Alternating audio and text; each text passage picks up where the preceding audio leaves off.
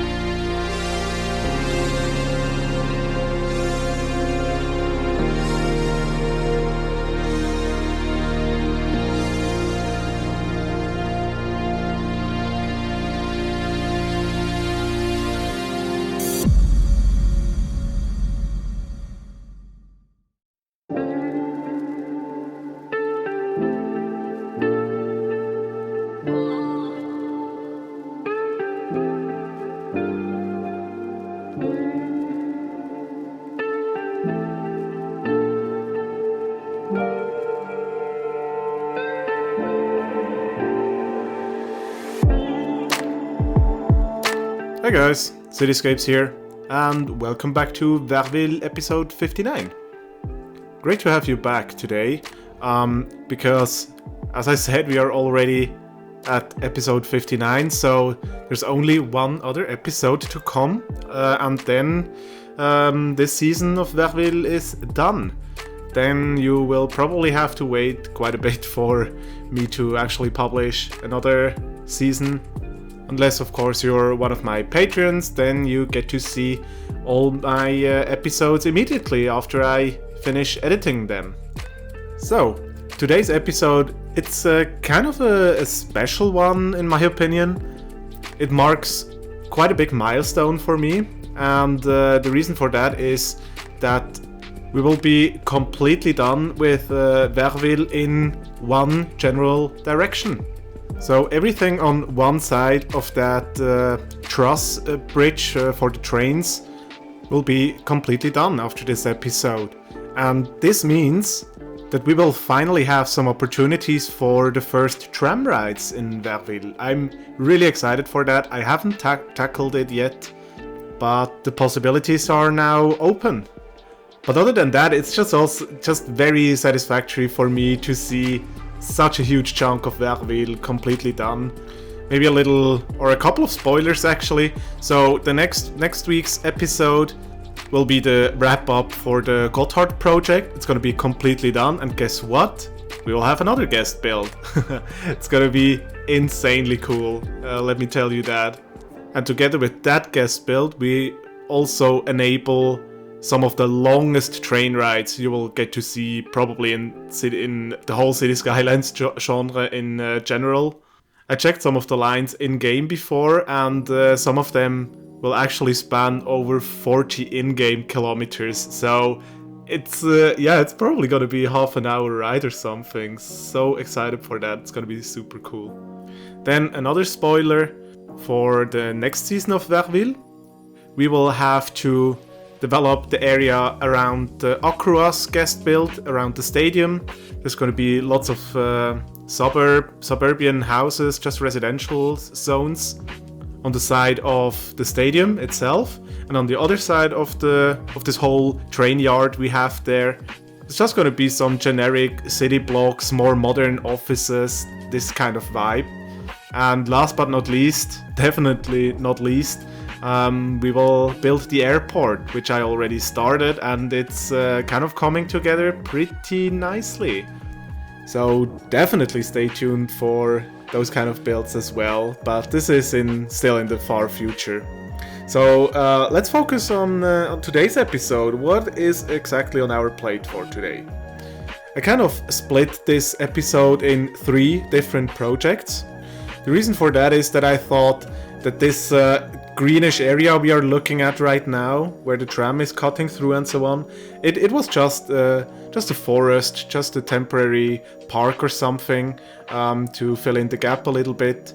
And I kind of thought that it's gonna take not too much time to fill this area. I just wanted to keep it really green, to have a nice divider between the old town and the more traffic heavy roads we have going on there on the top left corner, and also the big highway interchange. But you know, as things are in City Skylines, it wasn't an easy build at all. It actually was quite tricky. It doesn't happen too often for me, but I actually had to restart the area or certain parts of the area quite a few times. I think one build I had to build 4 times, the one main road, but we'll get to that in a bit. So obviously, as you can see right now on screen, this is the first part of the episode. I mean, apart from that beautiful factory we placed right in the beginning of the episode. But yeah, this is the first part, and I decided if I'm not gonna build something super highly detailed or anything, I could at least have something in the city that's actually gonna help the game mechanics. And if you remember in the last episode, my little rant about my traffic issues with all the cars, we have still over 20,000 vehicles, active vehicles in the city right now, and those vehicles, they often clog up because they can't find a proper parking spot. So I thought I could actually hide a really big parking lot underneath the soon-to-be park. And yeah, again, I thought, yeah, slapping a parking lot road there and cover it with ploppable grass and we are done. But it wasn't quite that easy, because it was quite tricky to find an access road to actually feed the whole parking lot. That's why I had to rebuild the main road for the cars quite a few times. And the other thing is the terrain is quite tricky in here as well. We have the level here for the trams, we have the main road in the back there, as you can see. Then to the right side is what I like to call it, the potato about, because it's far from being round. But it actually was the best solution I could find to actually redirect all the traffic we have going on there in all the directions where they needed to go. So yeah, it's a potato about now. This one is on another level. Then we have right now here the promenade for the pedestrians. I wanted to have a really long pedestrian path all along the riverside there, which would be very nice for recreational purposes such as biking or jogging, or just go for a little walk there. And yeah, while I was just ranting about how tricky the whole area was, we kind of finished the main part for this first project already. Made a really nice tram hub, because there are quite a few lines coming together in here. And I actually built this connection where the tram is going right now. This is a completely new section for the trams, and I wanted to have this to have some fast trams, or however you want to call them, heading to the hospital complex we built in the last episode, and the airport that's gonna emerge in the next season of Verville. And it just helps a little bit to untangle all those tram lines. It's kind of handy to have them coming together in one spot, also for the Sims, so they can do very quick and easy transfers between the lines. And especially with those grass tracks for the trams, it blends in really nicely. So it was a great opportunity to use those kind of networks. And right now you can watch me hiding all the terrain glitches a little bit. I placed some custom planters here and there, and yeah, just nicely detailed the park a little bit with the vanilla basketball field, and also a chess game. And now for the tricky part. Exactly this stuff here, what I'm doing right now, I had to redo that at least I think it was 4 times, because just normal junctions wouldn't work here, because I had just way too much traffic in the area and the cars wanted to go absolutely everywhere. So there was no other choice than, I had no other choice than to build another roundabout here. But because the terrain is so tricky, I first tried to build a completely underground roundabout, but for some reason that didn't work properly at all. I had lots of error messages from the game, and eventually it also crashed. So what I did now, or what I'm doing right now here, is I'm using non-conforming roads. I made those a while back for my cyberpunk city. And it's super cool because those roads, they just cut straight through the terrain without disturbing it. So I could basically build it like on level ground or whatever. And the idea is to have a semi-open roundabout but just a partially sunken roundabout. And for that, I'm using those clipping terrain buildings, or however they are called, to just cut into the terrain a little bit. And in a second you will see me detailing and blend in all of those different components really nicely. And it's just something very unique, and I've never used those clipping buildings to that extent, nor did I build anything that comes close to this semi-open tunnel roundabout thingy here.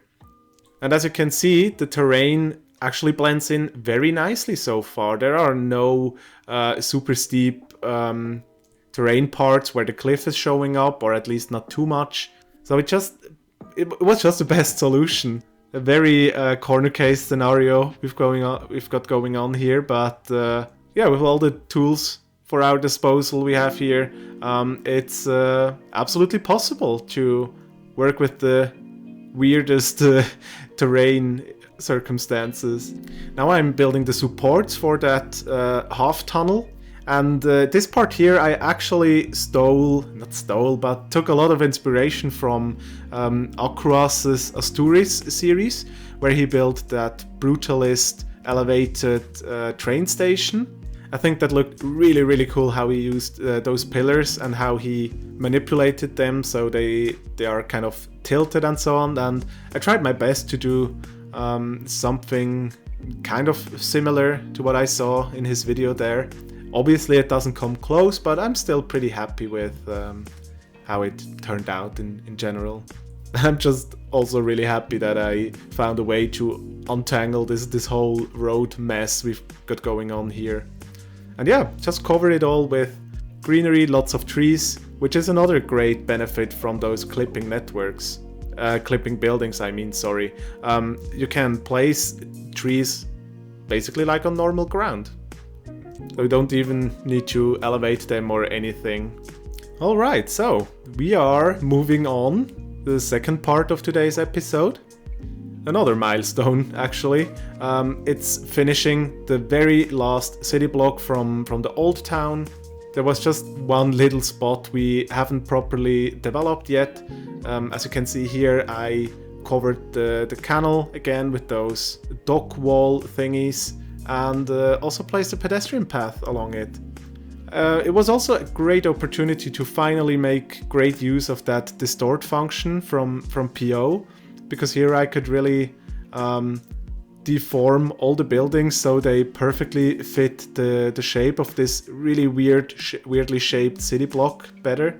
And yeah, as you can guess, it didn't really save me a lot of time, but it was very satisfying to do, and it looks pretty damn neat in the end.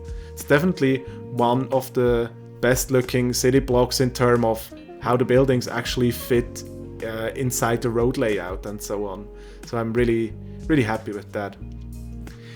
These kind of corners I always love, because it's just a great opportunity to place some necessary details, some stairs together with some fences, and then slapping invisible pedestrian path on top of it, and very soon it's gonna look super alive already. And I don't know, it's just cute watching the people going up and down those stairs there.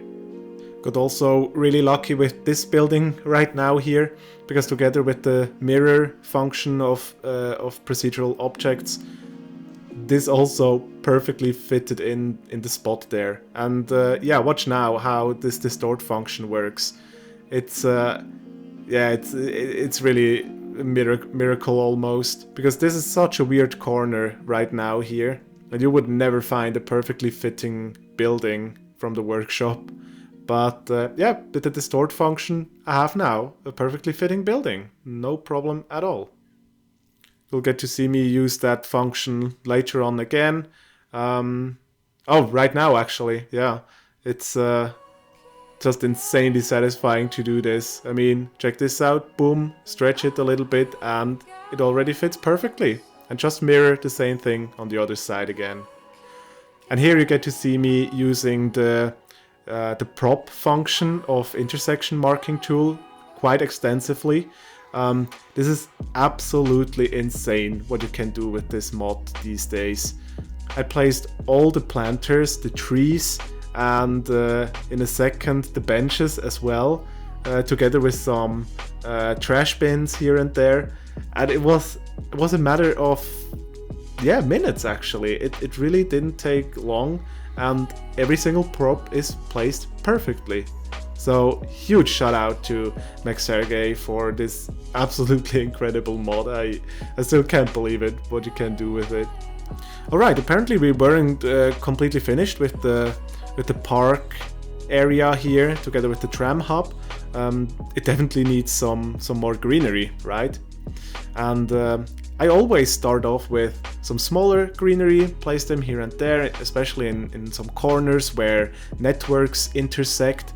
That's always a nice opportunity to place them. And yeah, not too long after that, I use my trusted brush I made a while back, and yeah, just paint over the whole area. Just some really dense looking forestry there. Here, that's where the cars go into the half tunnel to the roundabout, because I use the clipping networks there. I have to build my own tunnel portal, but as you can see, it's quite okay. It's no sorcery to build something like that. But I guess it's quite a limited use case to build roads like this with non-conforming networks. Alright, and yeah, I would say off for the last part for today's episode. And maybe I need to mention that this whole episode today, it's one of the few ones where I took no inspiration whatsoever from anywhere in Switzerland. Actually, I really wanted to use that old looking factory, because this asset, oh my gosh, it looks absolutely incredible. It looks so freaking good. I just had to use it in Verville. And then I thought that maybe this whole area that we are developing here right now, maybe it used to be the industrial area of Verville, like back in the day. And I guess that's the justification for having on the left side there those super modern office blocks, but on the waterfront side still this really old looking factory. Because I would say that this is a huge landmark for Verville, and they just want to preserve it. And there is actually a factory like that in Zurich as well, a little bit on the outskirts. It's called Rote Fabrik, Red Factory. And these days it's an event hall for mostly for club nights and so on. Maybe there are also some art galleries in there from time to time. I'm not completely sure, but what I mean to say is that the idea is not too far-fetched, I guess. And yeah, so like behind the road, a little bit further away from the river, we have, as I said, those modern looking office blocks, because I assume that this area hasn't been under protection. So obviously real estate developers use that opportunity to build some really massive office blocks there. But I think it actually complements this old factory really well. I kind of like this this look, having this old factory in the foreground, and for contrast purposes, those super modern buildings in the background. And way in the background, you can see the university, the old one, and even further back the mountains. I think that makes for some really good shots, which you will get to see very soon in the cinematics. Oh yeah, speaking of the cinematics, maybe you also noticed that I adjusted the color settings for Verville a little bit. I just felt like it could actually use a little bit more oomph, a little bit more poppy colors. And I have to say, as soon as I implemented these settings and compared them to what I had before, oh my gosh, the Verville actually looks so grayish now in my older screenshots and cinematics. This definitely means that I have to record a dedicated cinematic episode. I should, yeah. Look for the motivation to do that, because it takes insanely long to do those. One single clip for cinematic spots takes around 2 minutes only to record it without setting everything up and so on, so it's gonna be quite a task. But guys, we are done. It's done. Thank you so much for watching. Thank you so much for my 11 Patreons: Connor, Renee, Toby, Dominic, Molovo, Rake, Sebastian, oh my god, Martin, Sebastian, and Andreas. Thank you guys so much for supporting me. Thank you guys very much for watching today's episode of Verville. If you enjoyed it, don't forget to leave a like and consider subscribing to the channel if you haven't already. Thank you again, and I'm really looking forward to see you in the next one.